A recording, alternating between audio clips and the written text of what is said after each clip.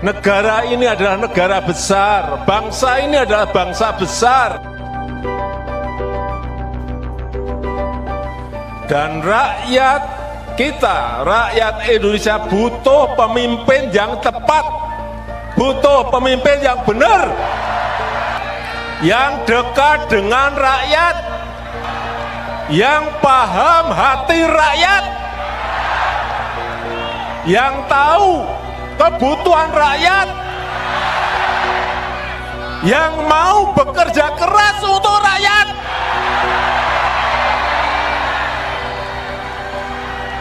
Itu yang dibutuhkan. Dan akibatnya apa?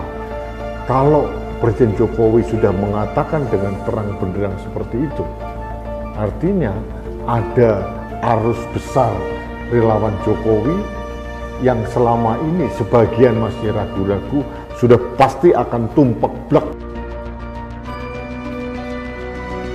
Dan itu dibutuhkan pemimpin dengan prasyarat yang mempunyai keberanian. Indonesia tanah air beta, pusaka abadi nan jaya. Sepertinya sudah bukan hal rahasia dan bukan sesuatu yang memalukan lagi ketika pelanggaran dilakukan. Sejak kasus keputusan MK yang fenomenal itu, satu persatu pelanggaran lainnya pun muncul dan seolah biasa saja. Bahkan calon 02 beberapa hari ini mencoba memanas-manasi pendukungnya lewat kata-kata goblok. Ini menjadi bukti topeng aslinya mulai terbuka. Tetapi kini publik sudah tidak tahu lagi mana pelanggaran, mana tidak. Bahkan ada sedikit terbesit dan mulai beredar bau-bau Presiden Jokowi menyesal memilih jagoannya untuk dijagokan capres. Loh, ada apa? Bukankah sepertinya Jokowi semakin mantap mendukung kubu 02? Apalagi di situ ada Gibran anaknya sendiri sebagai cawapres. Berikut penjelasan dari hasil omon-omon kalangan masyarakat bawah. Awalnya saat masih on the track bersama PDIP, Jokowi hanya ingin dua hal, yakni penggantinya adalah orang yang akan dan mau melanjutkan programnya. Kedua, jangan sampai kekuatan ekstrim kanan menguasai Pilpres. Kubu Nasdem yang mengusung Anies sudah dilemahkan dengan kasus plet dan SYL. Rizik CS pun tidak terdengar suaranya. Tapi mulai ada problem ketika Prabowo ngotot mau nyapres. Padahal jika mau, Jokowi menawarkan Prabowo menjadi cawapres usungan PDIP. Rencana pun berubah. Jokowi membuat plan A dan plan B, tidak masalah Prabowo juga maju. Toh orangnya Jokowi juga dan Prabowo dianggap lebih mudah diatur ketimbang capres usungan PDIP. Siapapun yang jadi antara dua itu tidak masalah buat Jokowi. Tapi rencana itu tidak semudah yang dirancangkan. Ada faktor X yang membuat ambiar skenario Jokowi. Gibran putra sulungnya naik ke panggung politik nasional dan menjadi cawapres Prabowo. Banyak pertanyaan, bagaimana Gibran bisa muncul ke permukaan? Sebenarnya juga sudah lama banyak petinggi partai yang datang ke Solo bertemu Gibran. Memang artinya sudah digadang-gadang lama, tapi pada waktu itu Jokowi tidak setuju. Selain karena rumusan hukumnya yang mengatur usia minimal, entah bagaimana kehendak Gibran cawapres begitu kuat hingga membuat Jokowi tidak kuasa menahan. Semula PDIP pun masih gondeli Jokowi dan Gibran, tapi lambat laun mulai terbiasa. Pasangan Prabowo Gibran sudah tidak bisa dibatalkan. PDIP pun mengambil sikap dengan menjaga jarak dengan Jokowi juga Gibran. Dari narasi yang dimunculkan Megawati, tampak dia marah kepada Jokowi. Kadung basah, Jokowi pun membulatkan dukungannya kepada Prabowo, bukan ke Ganjar, usungannya PDIP. Sejak itu Jokowi mulai menggenjot Prabowo agar berpeluang besar untuk menang satu putaran. Tidak ada skenario dua putaran, tapi apa yang terjadi?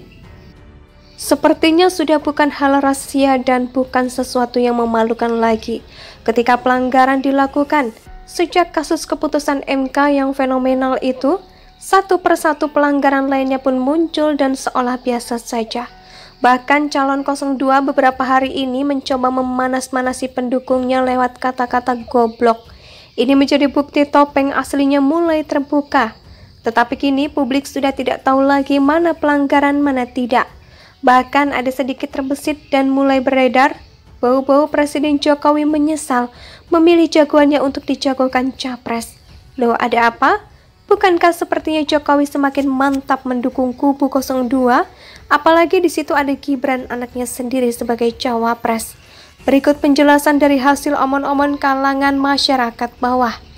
Awalnya saat masih on the track bersama PDIP, Jokowi hanya ingin dua hal, yakni penggantinya adalah orang yang akan dan mau melanjutkan programnya. Kedua, jangan sampai kekuatan ekstrim kanan menguasai Pilpres. Kubu Nasdem yang mengusung Anies sudah dilemahkan dengan kasus plet dan SYL. Rizik CS pun tidak terdengar suaranya. Tapi mulai ada problem ketika Prabowo ngotot mau nyapres. Padahal jika mau, Jokowi menawarkan Prabowo menjadi cawapres usungan PDIP. Rencana pun berubah. Jokowi membuat plan A dan plan B, tidak masalah Prabowo juga maju. Toh orangnya Jokowi juga dan Prabowo dianggap lebih mudah diatur ketimbang capres usungan PDIP. Siapapun yang jadi antara dua itu tidak masalah buat Jokowi. Tapi rencana itu tidak semudah yang dirancangkan. Ada faktor X yang membuat ambiar skenario Jokowi. Gibran putra sulungnya naik ke panggung politik nasional dan menjadi cawapres Prabowo. Banyak pertanyaan, bagaimana Gibran bisa muncul ke permukaan? Sebenarnya juga sudah lama banyak petinggi partai yang datang ke Solo bertemu Gibran. Memang artinya sudah digadang-gadang lama, tapi pada waktu itu Jokowi tidak setuju. Selain karena rumusan hukumnya yang mengatur usia minimal, entah bagaimana kehendak Gibran cawapres begitu kuat hingga membuat Jokowi tidak kuasa menahan. Semula PDIP pun masih gondeli Jokowi dan Gibran, tapi lambat laun mulai terbiasa. Pasangan Prabowo-Gibran sudah tidak bisa dibatalkan.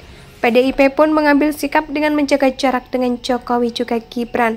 Dari narasi yang dimunculkan Megawati, tampak dia marah kepada Jokowi.